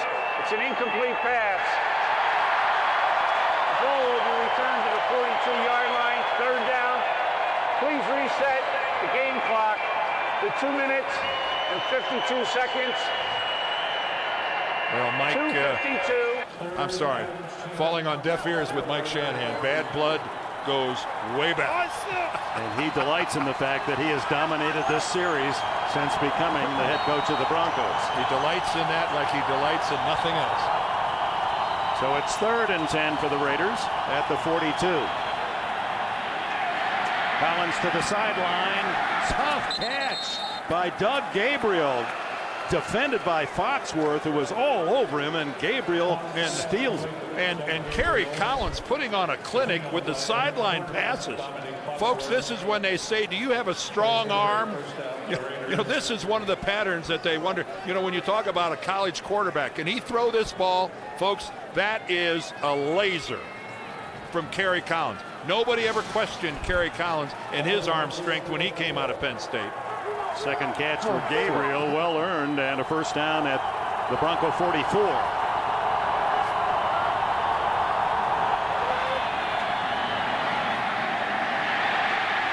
Throws it away, no one over here, but it's well beyond the line of scrimmage, and he was out of the pocket, so no penalty flag. Trevor Price in pursuit of Collins.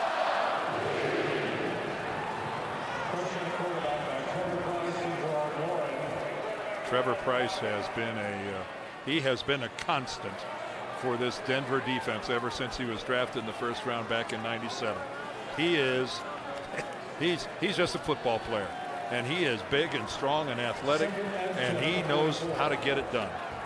Son of a Jamaican cricket player, and his sister a national Olympic soccer player as well. What a talented family.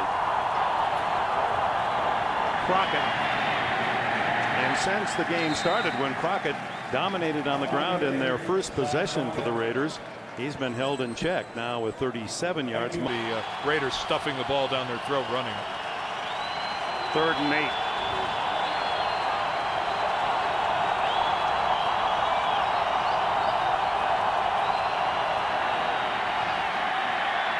Down the middle and wide open is Randy Moss. And Moss with a little shake and bake, but all they can do is go to the sidelines at the 28-yard line. First down. We've seen the matchup between Dominic Foxworth and Randy Moss before, the rookie against the veteran. I think the rookie falls down this time. Randy makes the sharp cut. He doesn't go to the ground, but he can't get himself back under control. He has to slide for about 2 yards before he's able to get his legs back underneath him. And Champ Bailey will come into this picture on the sidelines. Looks as if he was injured trying to make the tackle. Here's 24. Yeah, there's Bailey, he gets hit. Champ Bailey gets hit by Jerry Porter. I think it's Jerry Porter, number 84, hits Champ right in the ribs. He hits Champ Bailey in a perfectly legal block right in the ribs.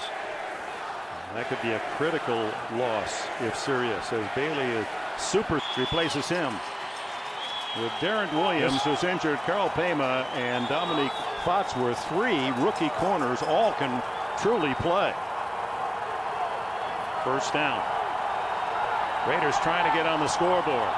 And this crowd, listen to them, they want a shutout. Quick throw over the head of Doug Gabriel. Not close this time. The one thing about this Denver crowd, they can't get enough of their beloved hometown team roughing up the Raiders.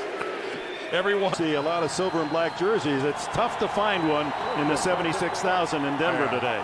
Denver fans keep their tickets. They keep their seats.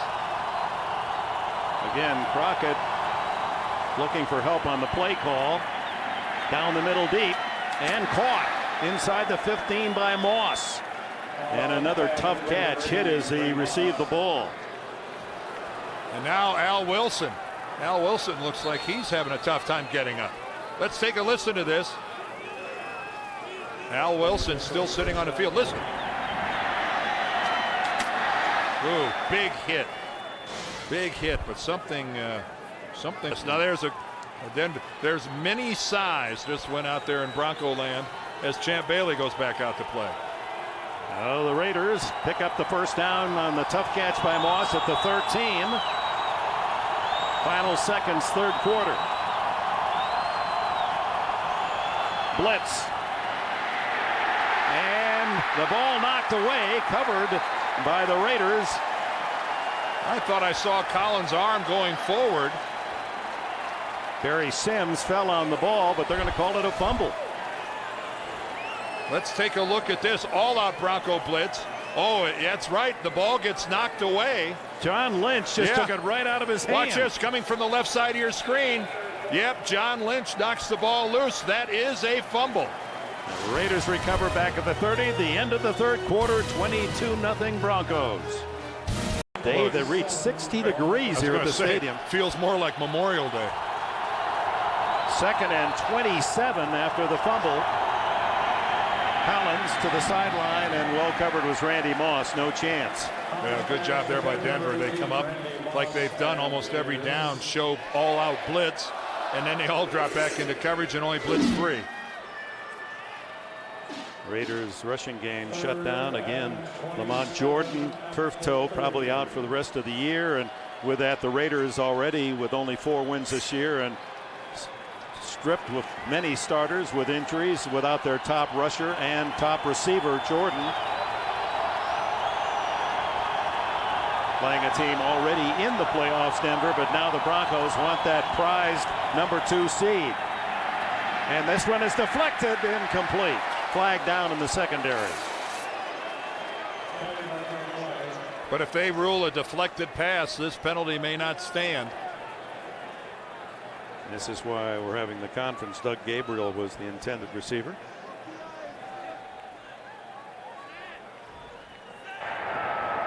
Illegal contact.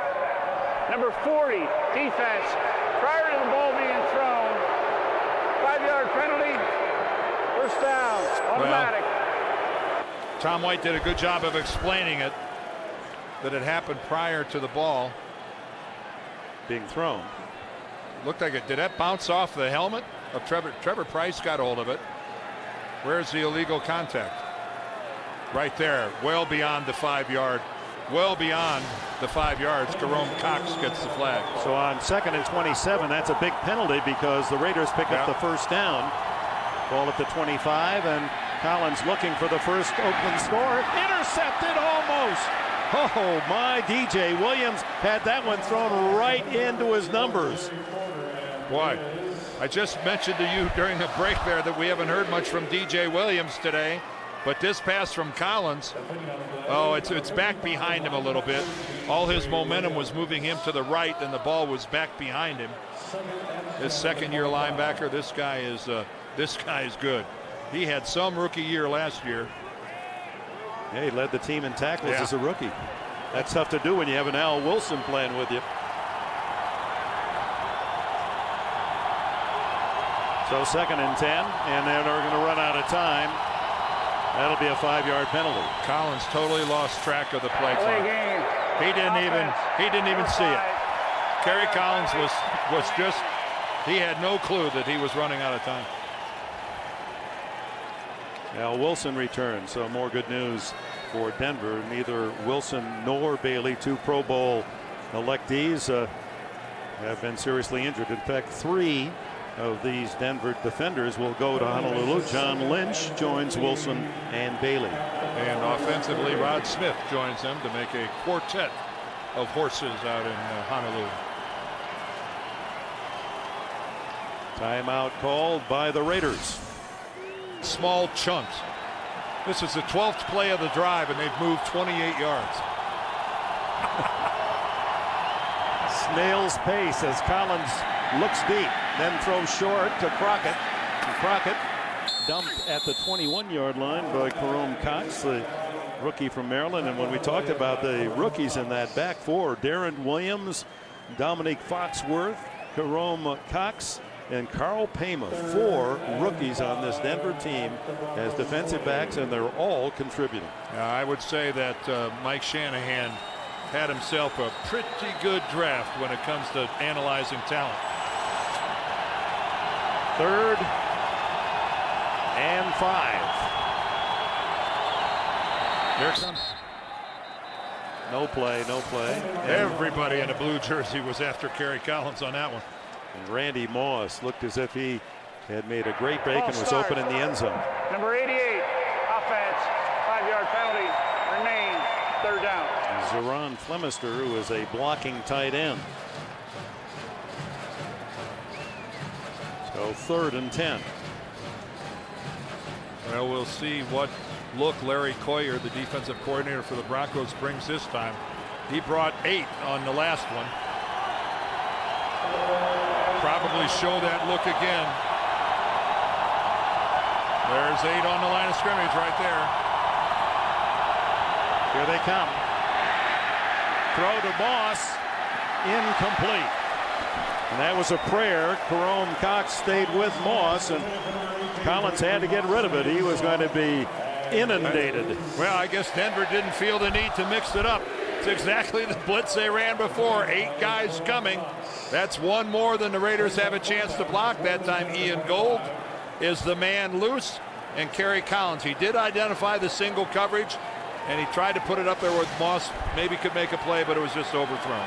43-yard attempt by Janikowski. As you see, he's missed 10, more than any other kicker in the NFL, and timeouts called by the Broncos, who lead it 22-0. Jolly, and the Broncos and their fans are in the celebrating mood. Just trying to avoid the shutout. The Raiders hoping for anything. 43-yard attempt, and Janikowski squeezes it in. And the first score of the game is booed by the Denver faithful. 22-3 with 14 minutes plus remaining. This eve, as the Oakland Raiders, until now, coal in their stocking, but get a 3 to trail 22-3. And 14 minutes, 10 seconds to go. Janikowski, and no onside kick this much time remaining, and Charlie Adams backpedals to the 4. Adams returns to the 30-yard line, where Justin Fargas makes the tackle, the running back. A reminder, Tuesday, January 17th on CBS. Got to find out just what the title means. Enticing. So from the 29 with a sizable lead, the Broncos handed off inside and stuffed his bell. Mike Anderson, since having that ankle turned early in the 3rd quarter, has not returned to the lineup. Yeah, and you wonder if Mike Shanahan is just going to go to Tatum Bell exclusively, or if he's going to let Ron Dane play with all the other kids too, with all the other reindeer. Wouldn't you think a big runner like Dane in this situation, just hoping the Broncos would run out the clock, would be the ideal guy? Well, I tell you, Ron Dane has his chin strap buckled. You saw a couple loose, but he's got it on and buckled. That means he wants in. Bell again. Hit at the 34-yard line. It'll be 3rd and 5 when we come back to Denver, but first to New York. Annapolis in the AFC, and Seattle in the NFC. And Mike Holmgren, a guy who the last couple of years has been under a lot of fire. They wanted him to produce earlier than he did. Well, here's a man that's produced. Plummer slides at the 40. It'll be just enough for the first down. Derek Burgess grounds him, and Plummer gets the first down. Derek Burgess is living on the edge of hitting the quarterback after a hook slide. Remember, it was Burgess who landed on Plummer before. When a quarterback hooks, he's free, and Burgess comes in and gets I've seen less than that called. I know it's hard to just, stop like that. but you could also sail over the top of him without getting the forearm in on him. There's no doubt about that, but close enough that no yellow flag.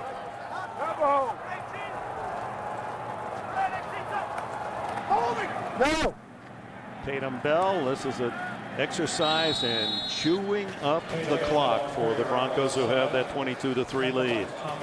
Tommy Kelly credited with that last tackle, and Bell way over his limit. 71 yards for Bell, who's trying to hit that 1,000-yard mark himself. Pass is incomplete, intended for the fullback Kyle Johnson. Johnson, who doesn't get many chances to carry or catch, but when he does, usually good things happen. He, counting that play, he's touched the ball 20 times all year and has 6 touchdowns. Well, and when you don't get your number called all that often, you really want to maximize your opportunities when you do. And boy, he is really upset with himself for not handling a good pass from Plummer. Stops the clock with 11:15 remaining. And third down, rolls up, and 6 for the first. Another pass, Plummer a quickie over the middle, and it's complete. Good enough for the first down. Lilly, another catch. And Ashley Lilly, you know, again, I go back to what Mike Shanahan said. We know the guy can go long. We really want to work on his intermediate stuff because he needs work on it. You can see he lost some skin there on his elbow. He's really got a he lost some there on that tackle. Boy, that hurts.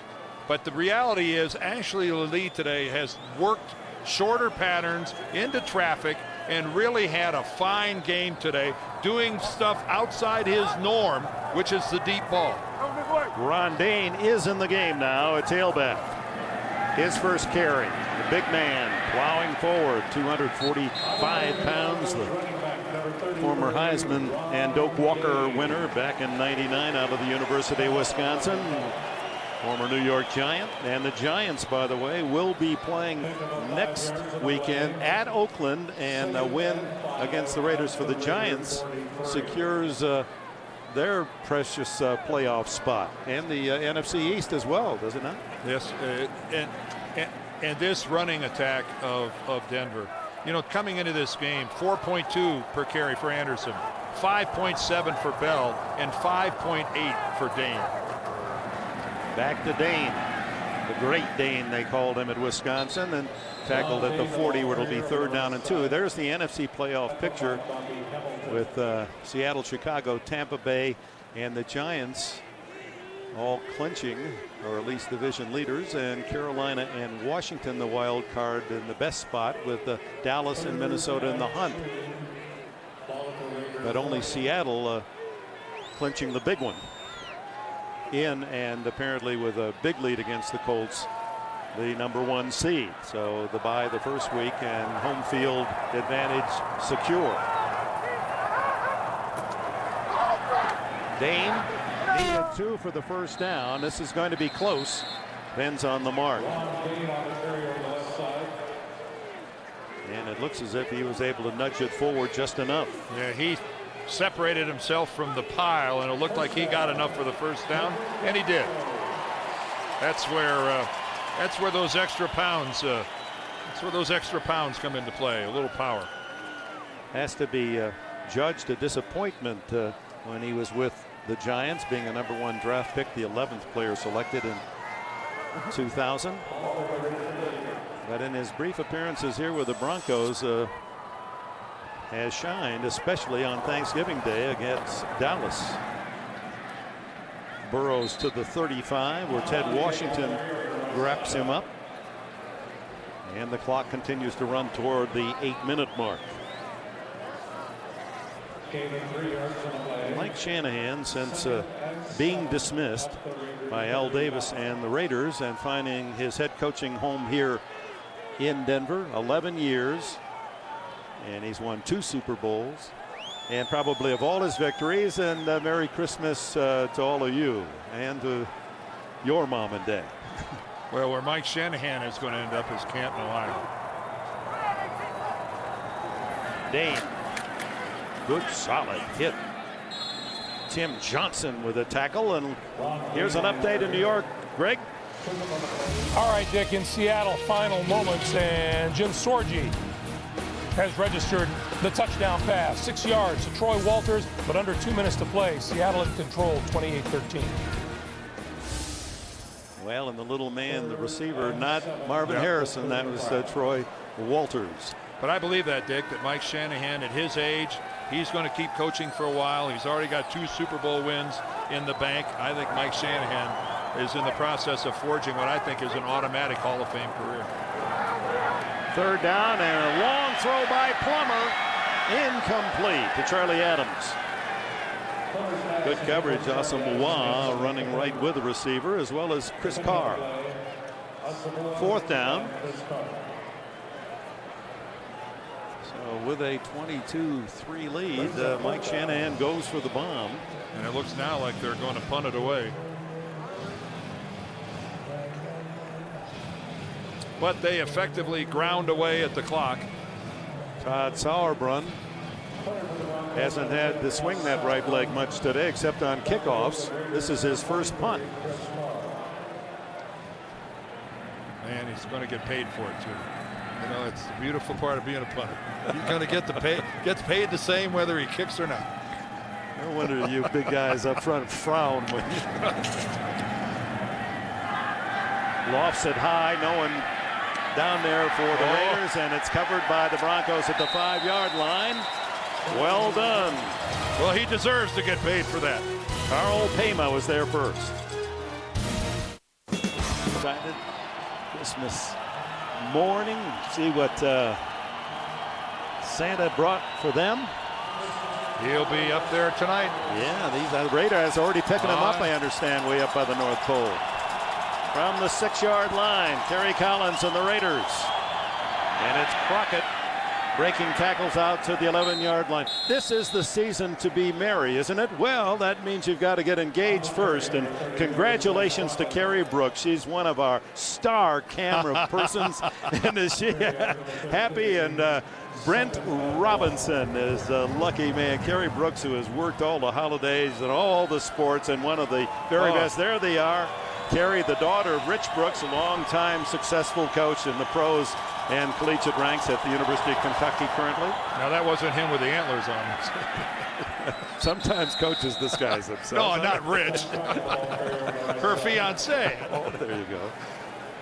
No, football is in Carrie's blood.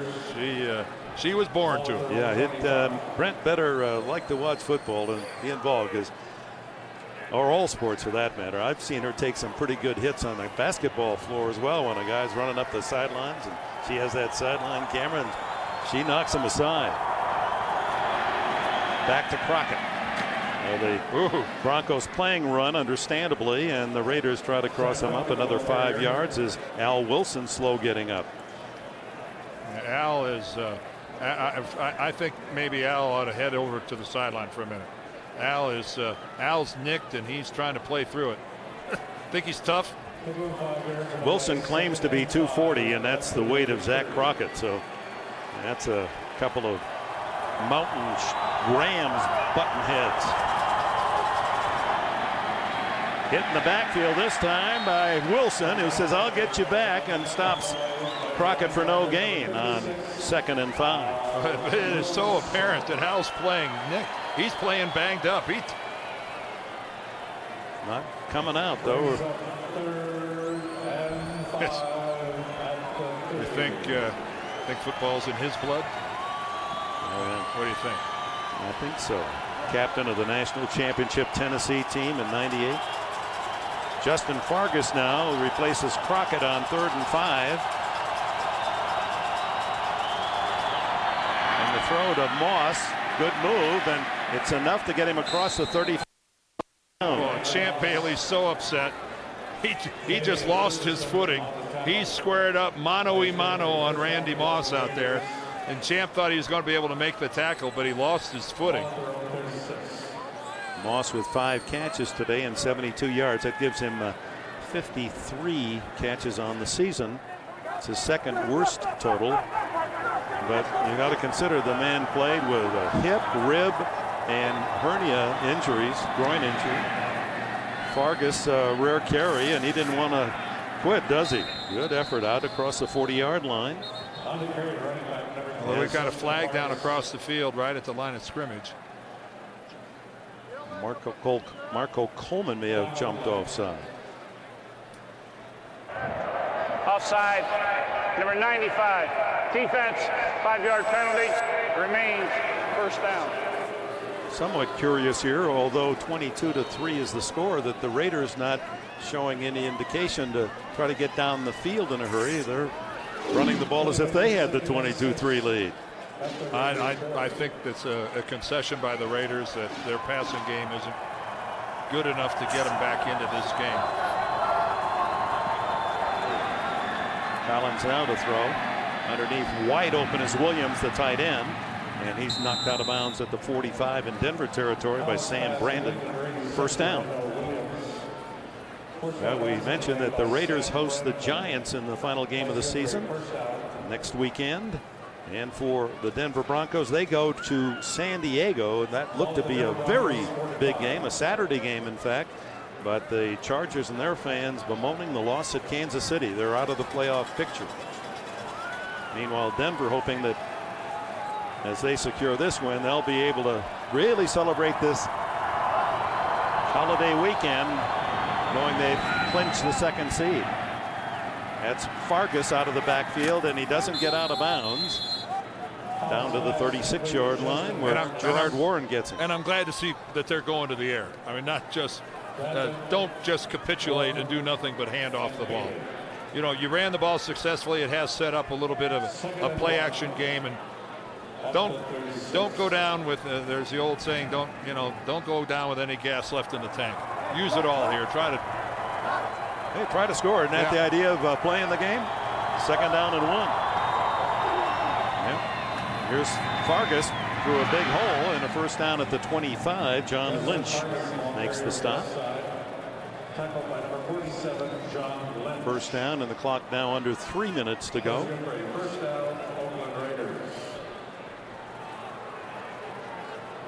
An interesting offseason coming up for the Bay Area team. The Raiders a disappointing year. The 49ers. That used to be one of the prime spots in the NFL, and hard times lately. On first down on a blitz. The long throw toward the end zone is incomplete. Randy Moss, the intended receiver, covered by Champ Bailey. Well, the reward of a successful season, and that has been enjoyed by these Denver Broncos and Mike Shanahan. And we always talk about that home field advantage in the playoff, and yes, that is important. And the Broncos will enjoy playing here in their home field for the first time, their new home field. But more importantly, and Tony Dungy was preaching this all season long, the true prize, the big present under the tree is that bye the first weekend. It really is. It means so much. And now, especially if Denver wins this game, they'll actually have the bye, plus they'll have next week to decide who to play. Throw out of the backfield is incomplete, or is that ruled a fumble? No, incomplete. Randall Williams unable to hold on as Sam Brandon was there defensively. I like the rules in the National Football League now about what is a completed pass. Because it used to be we were always splitting hairs. Oh, did he have it long enough to have possession? Now it is so clear what is a reception and what is not. And I like that. I do too. Yep. Well, they're constantly trying to improve, and here's a timeout called by Kerry Collins on 3rd and 10. Party or but we still love you, Shannon. Oh, he's fun. Yeah, that pretty much sums it up.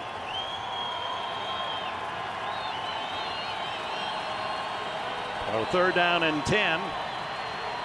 And Collins to the sideline and overshoots Randy Moss, and Moss just kicks the yard marker in disgust. Well, it's twice Randy's worked that sideline on Champ Bailey, once down in the end zone, and neither time does he have an opportunity to try to make a play on the ball.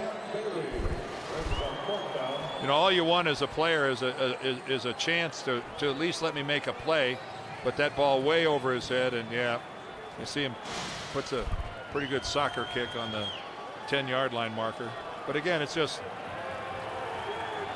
I've been there and I have done that. Losing hurts. 4th and 10. Obviously the Raiders going for it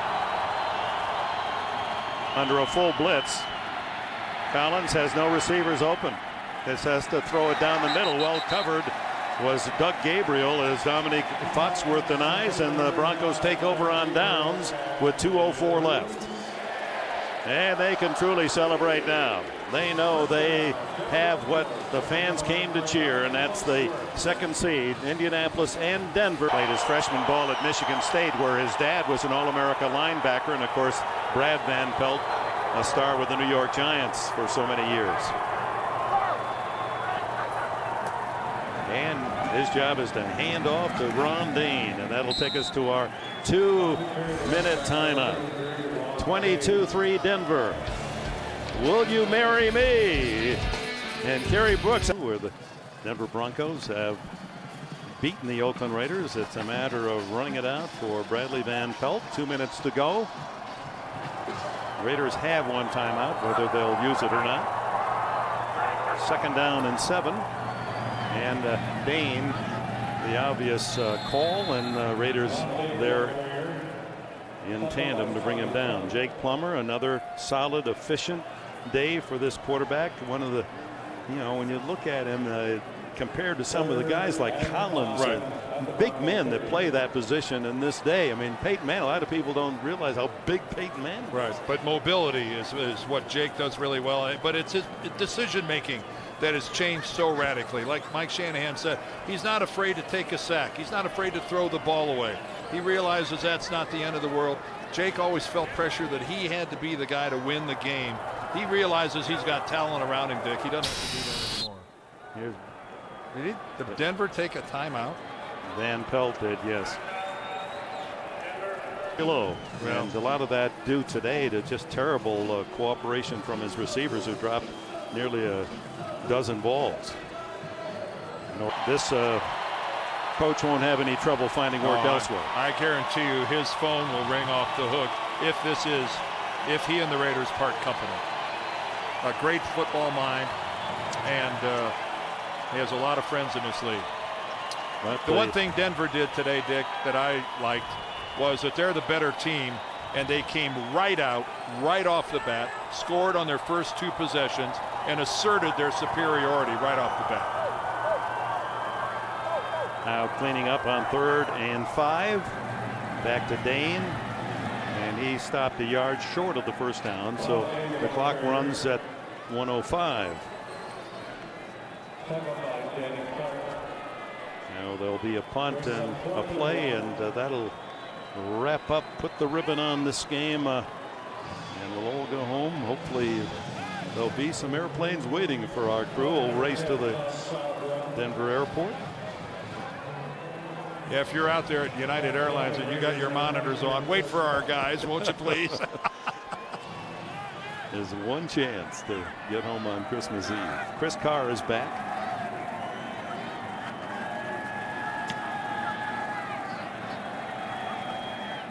Good kick by Sauerbrunn to the 12. Carr skids around the corner and is stopped shy of the 25-yard line. So with 17 seconds left, we'll see who comes out here. Will it be Collins or Tuiasosopo?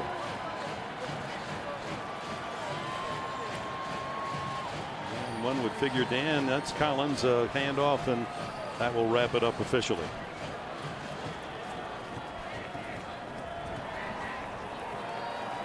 Well, we hope that all of you there watching will enjoy not only a merry but a meaningful Christmas, taking time to appreciate those less fortunate. What was that old saying that felt sorry for myself because I didn't have any shoes till I saw a man who didn't have any feet? There's always someone that we could show a little more care and passion, understanding.